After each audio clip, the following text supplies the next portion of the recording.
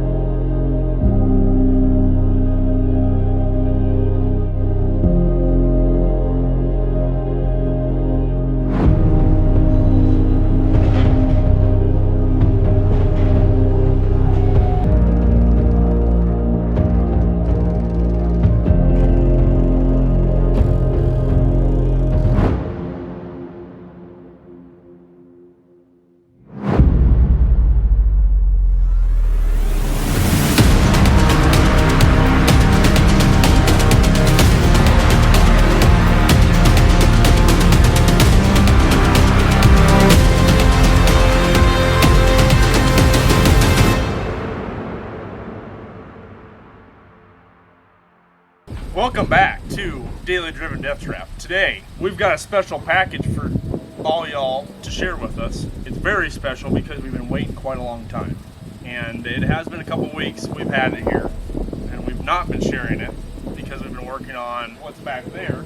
But this is going to be the be-all, end-all project for the channel for I think it's going to be the winter months. I mean, I'd love to get it on the road by October, but I don't think we're going to hustle it because we want to do a nice quality build.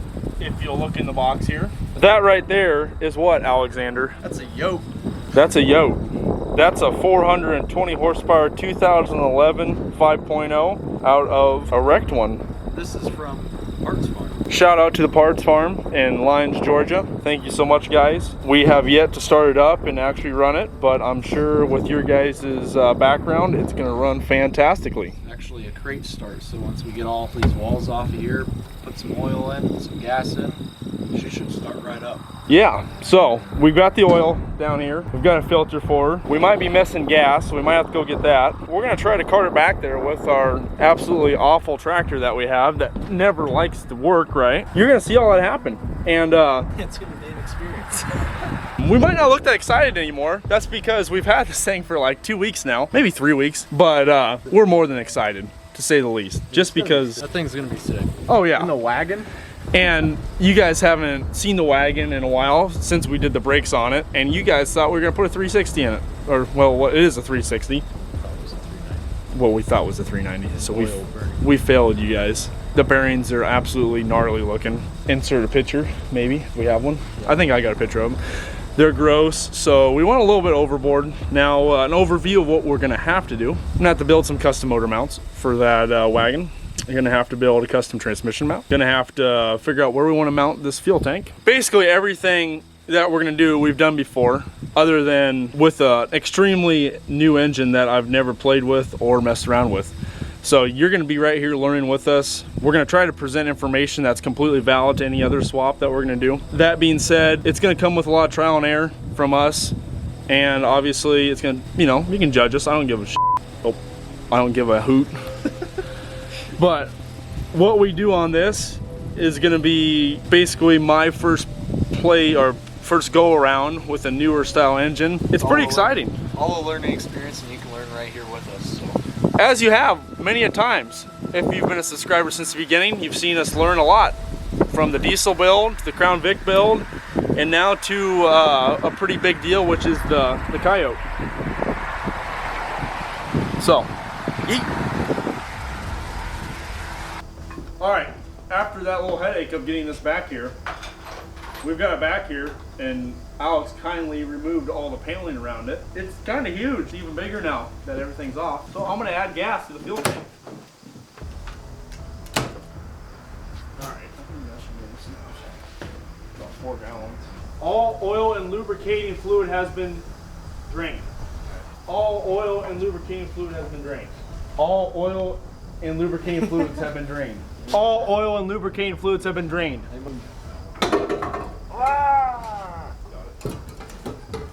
Hey, pro tip. Always put oil on your oil filter ring. And then, so you never start with low oil pressure, add a little oil to your filter. And then drink some of it. And then also drink all of your used oil. It makes you nice and hardy. We also learned today that these Coyotes hold 8.05 quarts. Mine holds 7.8. Which is crazy because they're almost the same year. God! Focus. Don't spill any. Chloroform.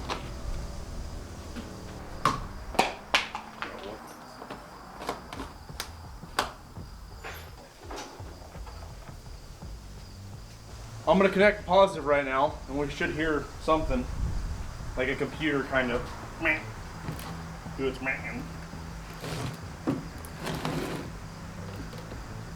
There it was. Made a little bit of a noisy noise. So, by technicality, if they're true to their word, all you have to do is add oil, add fuel, and I turn the key, and it primes itself. I'm gonna turn the key exactly probably 3 times.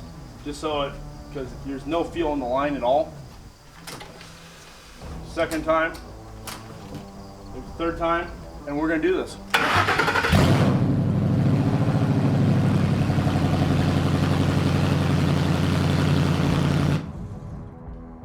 So, as you heard, it runs. Shout out to the parts farm for making our lives easy. We now know it runs. Now we can't wait to shove this sucker in the old wagon. I guess I could start back up and give it a little gas.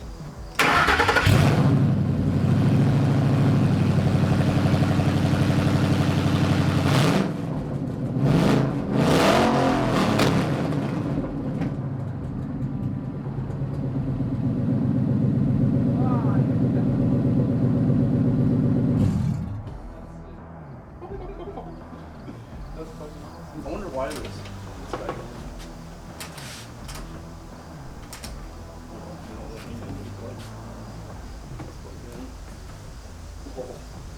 Might as well show it. So I was kind of wondering why our gauge cluster wasn't working, and I'm gonna fathom to guess that it was something to do with these wires that got pinched in between the steering column and obviously the engine. But that's really no big deal. For all honesty, at least it runs and does something. It will drive. It will drive, runs and drives on the pallet. Connected drive shaft. We're done.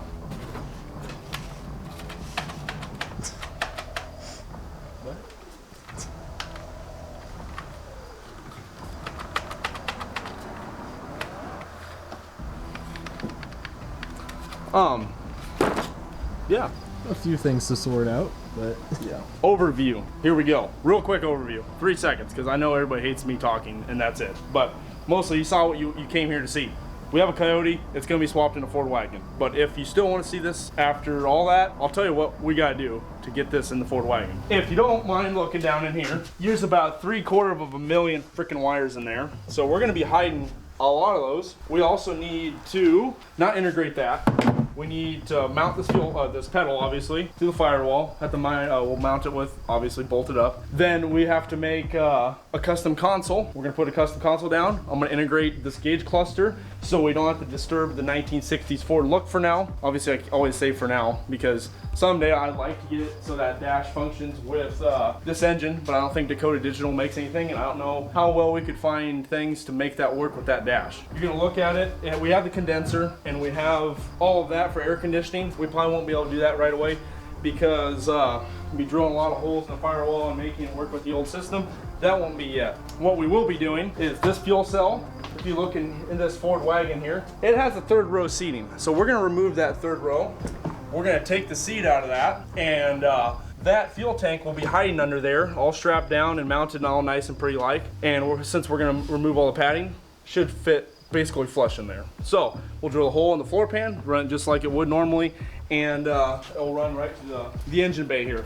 So next, with that console, we're gonna have to integrate a floor shifter. the floor shifter I was just messing with, and I'm thinking it didn't want to move because we need a brake. So we got to rig up a brake so it will unlock it. So that will be mounted in our custom console as well as our gauge cluster. Once all that is mounted, we're going to have to figure out what we're going to do with all this wiring. As much as I hate to say it, we might be just shoving it under the dash.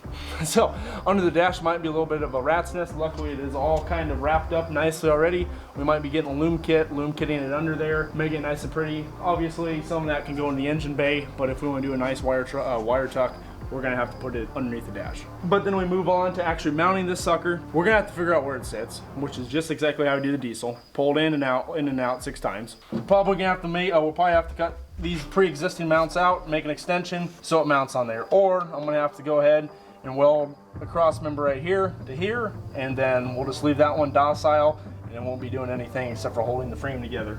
That being said, we'll have to figure out a radiator mount, and that will be going obviously in front of the engine because it has the electric fan from the factory and all that shebangy shebang. After all of that is mounted nicely, right here in the engine bay, we'll go underneath and mount the transmission cross member, and we have enough transmission cross members around here that we can surely make at least one work. We'll make that work, probably have to put some polyurethane mounts on it, have to order some of those up. Once the transmission's mounted, we can go ahead, set it on the ground, and we're going to see where the rear diff sits. Once the rear diff is sitting where it needs to be with fully weight, we're going to figure out where this drive shaft wants to sit. And as it is right now, it has a carrier bearing in the center, and we're not going to be able to run a carrier bearing. So we're going to have to go down and talk to a driveline specialist. We'll have to have the driveline adapted from that there 6R80 to a 4.9-inch rear end. And once that's all adapted up and we've got the right long drive shaft, you'll be seeing us doing some wacky burnouts.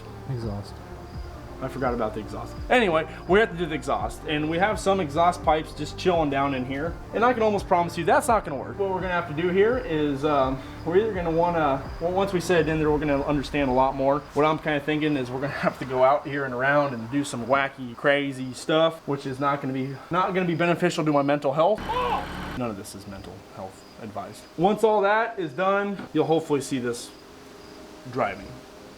But if you don't, you'll see it in a local junkyard near you.